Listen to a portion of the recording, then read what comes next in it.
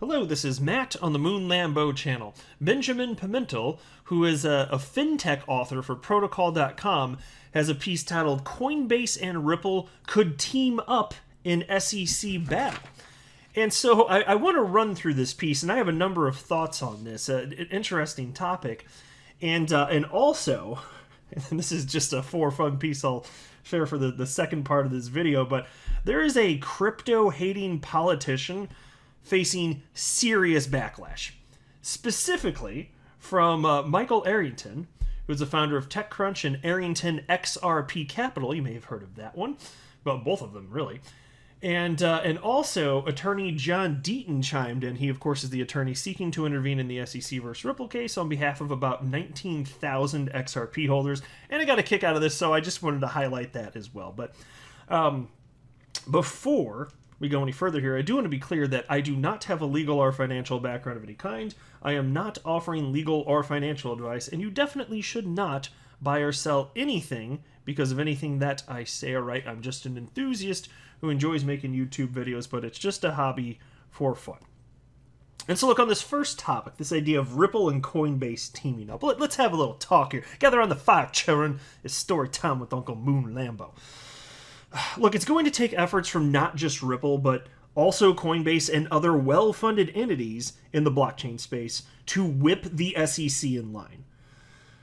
They're destroying entrepreneurial endeavors, including small businesses with innovative ideas. They're harming the investors they've sworn to protect, and they seek to wield as much power as they can get away with, regardless of whether or not specific SEC endeavors actually fall under their purview. To put it simply, the SEC is on a reckless rampage with no regard for pretty much anything or anyone except itself. It's time for the industry to work together. All of us, all of us as participants in the crypto and blockchain space, in whatever capacity that may be. Speculators, innovators, venture capitalists, room temperature cottage cheese eating Bitcoin maxi trolls. Bitcoin, Ripple, scam coin zero. Whoever you are out there, we all need to work together and we need to stand our ground. That's the bottom line. And so take a look at this piece. I'm going to start this thing from the top. A dispute between Coinbase and the SEC over crypto lending triggered an intriguing response from another fintech company that's been embroiled in its own legal fight with the federal regulator, Ripple. In response to Coinbase CEO Brian Armstrong's 21-tweet thread, which, by the way, I covered on the Moon Lambo channel in a recent Hot to Jam, Ripple CEO Brad Garlinghouse playfully posted a Bruce Willis gif with the caption, "Welcome to the party, pal." And by the way, I shared that on the channel too. That made me laugh quite a bit. Seriously. It is hilarious. From the movie Die Hard. you gotta love this stuff here. Because yes, it's an absolute train wreck. But anyway, piece continues. But he followed up the tweet with something more serious. A call for a united front against the SEC's warfare on crypto. We're ready to work with responsible actors, pro-innovation members of Congress, and others in paving a path to clarity and certainty with U.S. regulators, Garlinghouse said. Is it a currency or a security? Now, the Coinbase SEC battle turned the spotlight on the long-standing debate about the crypto industry. Should cryptocurrencies be viewed as currencies or securities? Well, Coinbase maintains that its planned Lend product, which would let customers earn interest by lending their USDC stablecoins to verified borrowers, is not a security. But Coinbase said the SEC disagreed and threatened to sue the company if they move forward with the new offering. So let me pause right here. And so here's the complaint in a nutshell. Here's why I think this is happening. Because look, Coinbase would compare this, I believe, if given the opportunity, they'd compare this to a traditional savings account. You put your money in the bank, you earn interest on it. Well, in this case, okay, because mind you, when you do that, you do understand that the bank is using your money, right? It's not like, how do you think you get interest? It's getting put to work elsewhere. So they're putting it out into the world. And so that's what Coinbase wants to do with crypto. So they want to take your cryptocurrency and loan it out. And there's a cost for anybody that wants a loan, obviously. You're aware of interest, yes. Okay, so what's the problem then? Well, the SEC, they're claiming that this actually represents an investment contract. So what they're saying effectively, it's not like a savings account. They say effectively, this is what I think the argument is anyway. I don't know this for sure. This is my speculation, but I think it's reasonable speculation. They're basically saying that you're investing into a fund. It's not just a simple savings account at your local bank. They're arguing that you're investing into a fund, which I find disturbing though, because you're not. You're functionally, literally, actually not. That is not what's happening.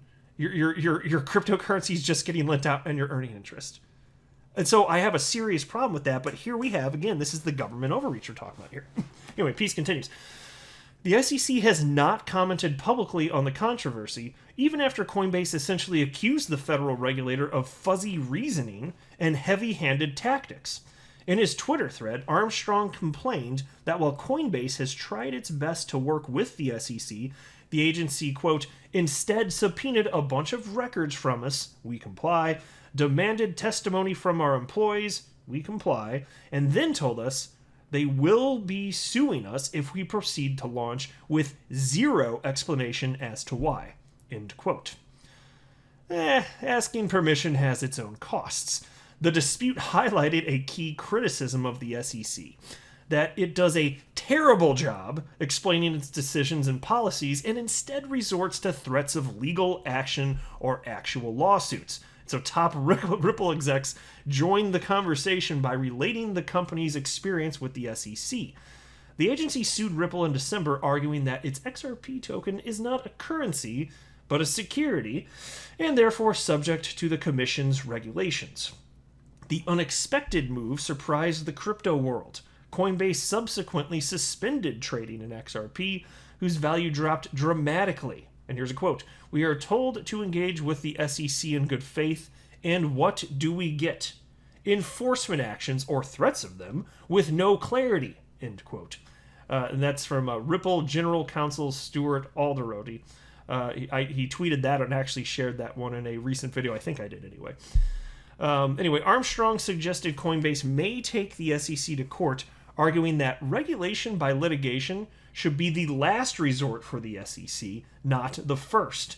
And that echoed what Garlinghouse said, which is, quote, thankfully today, many recognize the havoc caused by regulation by enforcement, end quote. And so this is something that anybody with half a brain, even not involved in crypto, if you just come and just learn the basic facts, you can see that these people are on the wrong side of history. You can see what they're doing. It's not logical. It doesn't make sense. And it's just, all we can do is sit here and speculate, but what else could it be but a tremendous power grab and money grab? Like, what else? Of course, what else?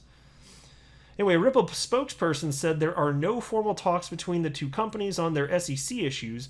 Coinbase had no comment. Yeah, well, so I wouldn't be surprised if they're talking, but I also wouldn't expect it to be public necessarily.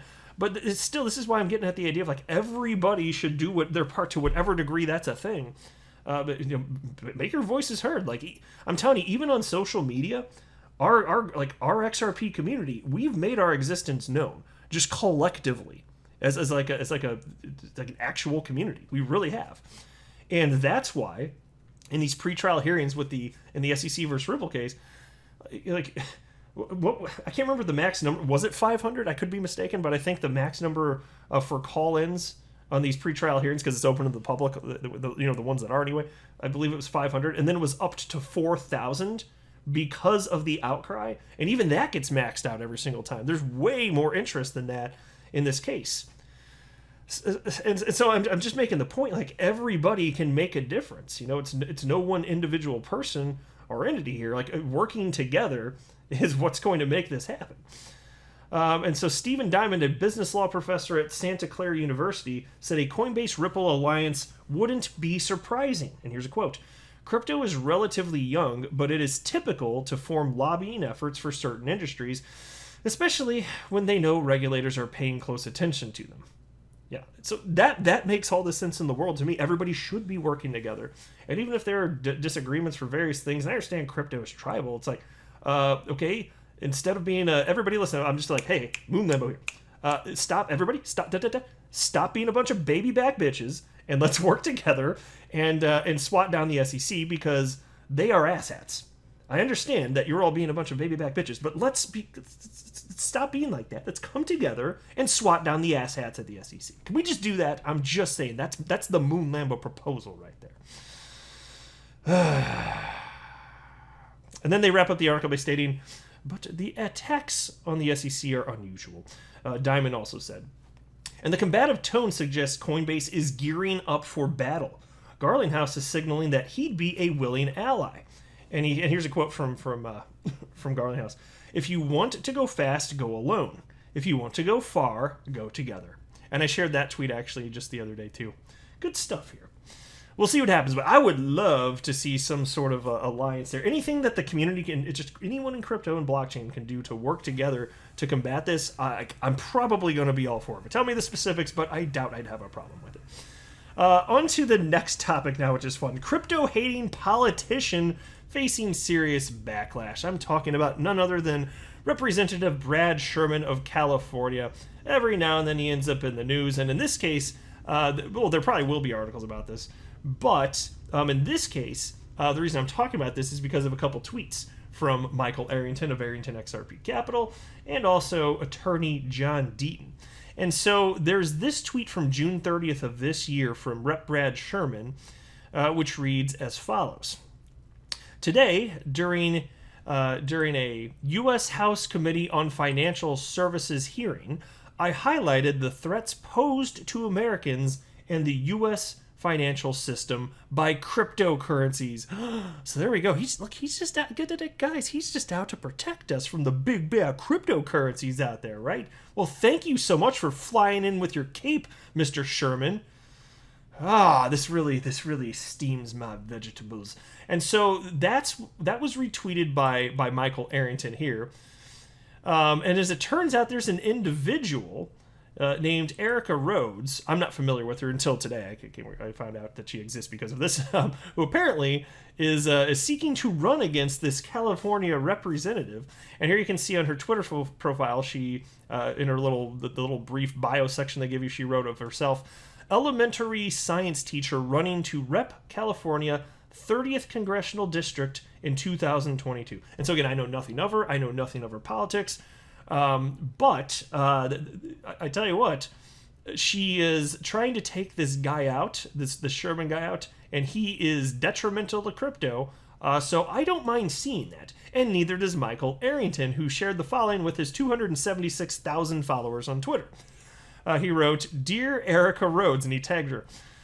If you are fighting to make this person unemployed, I'll back you in every way I can. Please let me and all of us know how to do that. And she responded actually and wrote, I am running against him. I really appreciate your support. And so attorney John Deaton retweeted what Michael Arrington wrote there and wrote the following. He tagged Erica Rhodes and wrote, I second this.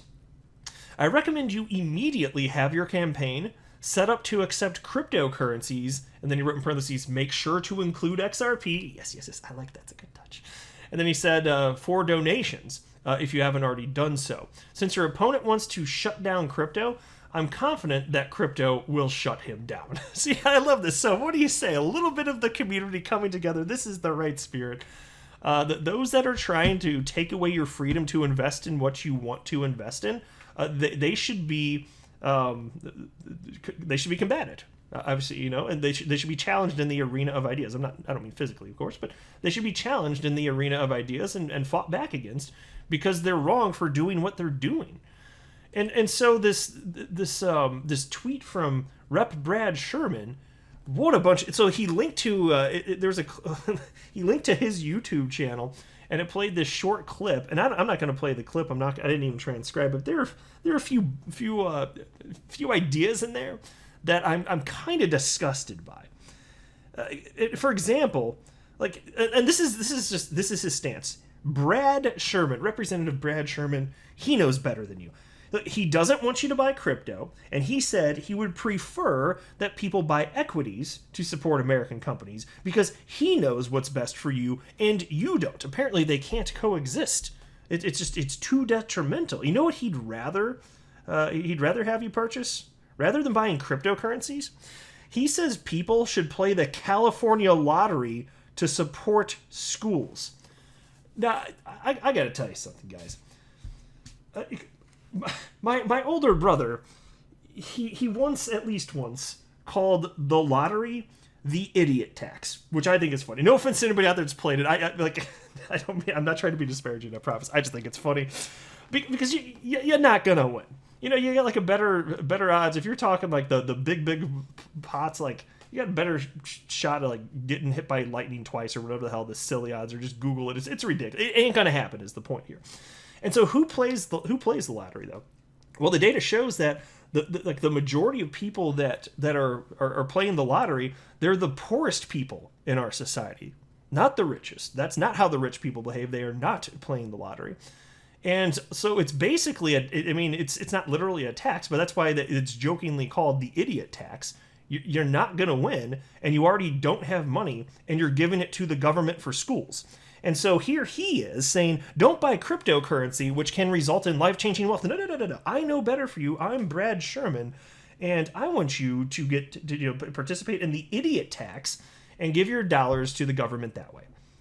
What in the ever-loving hell? He wants to take your freedom away to invest in whatever you see fit. He wants to take that freedom away, and then he supports you being an idiot and giving your money to the government via a lottery system that will never benefit you. That's what he's supporting here. This is ridiculous. He says crypto is bad because it's volatile. He literally said that in this video clip. Like, he doesn't understand volatility is the purpose of investing. This guy got voted, he got elected as a representative. He doesn't understand the purpose of investing is volatility? Are you kidding me? This is like the most basic idea on the planet when it comes to investing. That's the purpose. With no volatility, whatever you invest in, it don't do nothing. There's no return. Of course there has to be volatility. And the people have to bid the price up and down, and some people do lose money. And how about personal responsibility? But look, he says crypto should be banned because people can lose money investing in it. So what about personal responsibility?